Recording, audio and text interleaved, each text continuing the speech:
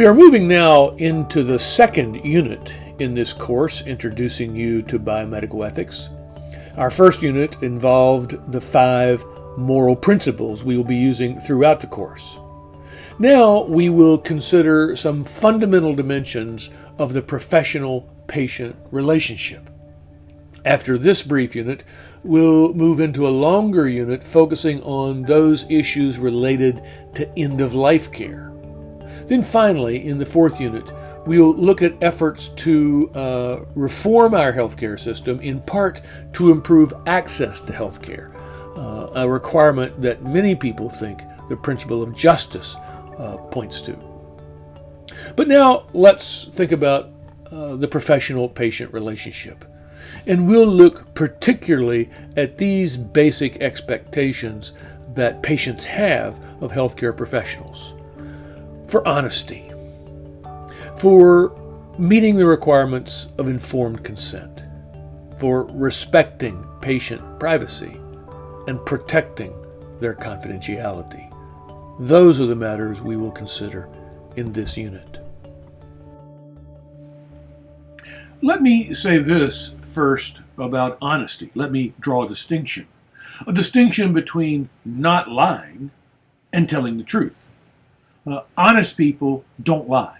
They don't say things that are false in an attempt to deceive others. But one can honor the duty not to lie by saying nothing. So beyond that, honesty involves the positive responsibility to tell the truth, to promote understanding in others by telling them things we know to be true. Just like the distinction we've drawn between non-maleficence and beneficence, we might say here that the positive responsibility to tell the truth may be imperfect or weaker. That is to say, we would be more critical of the person who tells lies than we would of the person who didn't necessarily speak up to tell the truth. However, as also with regard to beneficence, the positive duty to tell the truth is strong in the professional context, in the professional relationship. It is a part of the legitimate expectation, for example, that patients have of healthcare professionals. A legitimate expectation not simply that healthcare professionals don't lie to them, but also that healthcare professionals tell them the truth, the whole truth, and all the truth that they need to make informed decisions or to participate in informed decision making. So honesty involves not lying, but it also involves, in a healthcare context, telling the truth. Let's think about what lying is, or what it means to lie. To lie is to knowingly offer false information with an intent to deceive.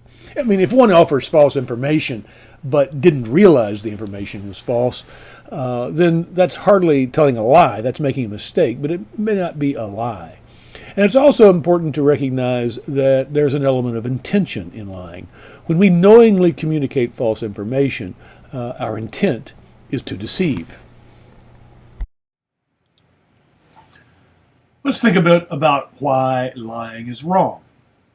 I think at a fundamental level, at a most basic level, we can say lying is wrong because it violates autonomy. It violates our responsibility to respect people's capacity to think, choose, value, and act for themselves.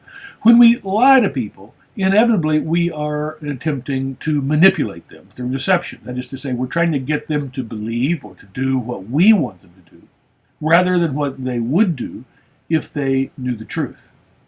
So lying inevitably involves a violation of autonomy.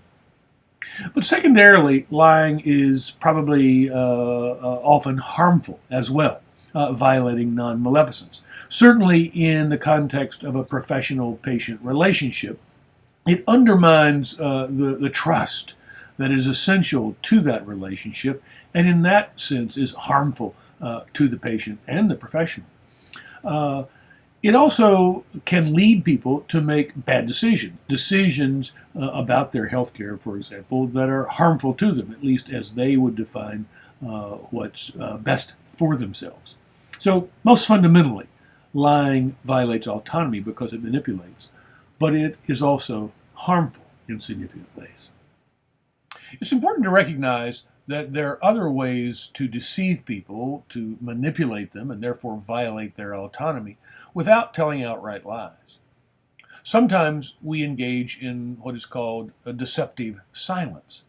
When we are deceptively silent, we say nothing to correct someone's erroneous belief, precisely because we want them to continue to be deceived in that way, so they'll think and believe and do what we want.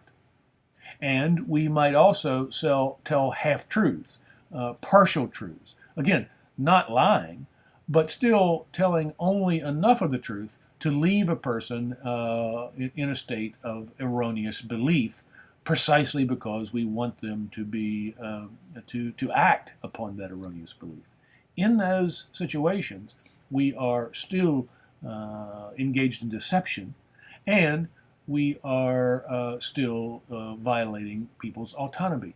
Most ethicists would argue that these are equally morally problematic alongside outright lying.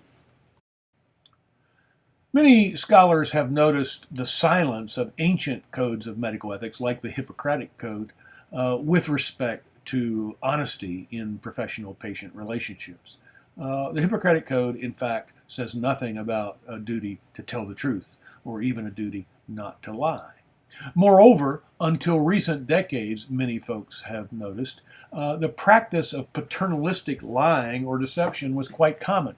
Now, paternalism means to treat someone thought to be childlike with a kind of paternal or parental concern for their welfare. It involves promoting their welfare or helping to avoid their being harmed, but in a way that disregards their own autonomy. That practice of paternalistic lying or paternalistic deception used to be quite common. Fortunately, contemporary codes of ethics have much more to say about these matters. For example, the Pharmacy Code says that a pharmacist has a duty to tell the truth. And nursing, while there is no mention in the code itself, the commentary on the nursing code talks about the virtue of honesty. Music therapy, their code of ethics says that a therapist practices with integrity, honesty, fairness, and respect. And the American Medical Association says that a physician shall be honest in all professional interactions. This presentation has introduced you to the concept of honesty. We drew a distinction between lying and telling the truth, and looked a bit at the moral basis for the prohibition of lying. In the next presentation, we'll look at the deeper moral basis for the idea of telling the truth, which is required in professional contexts.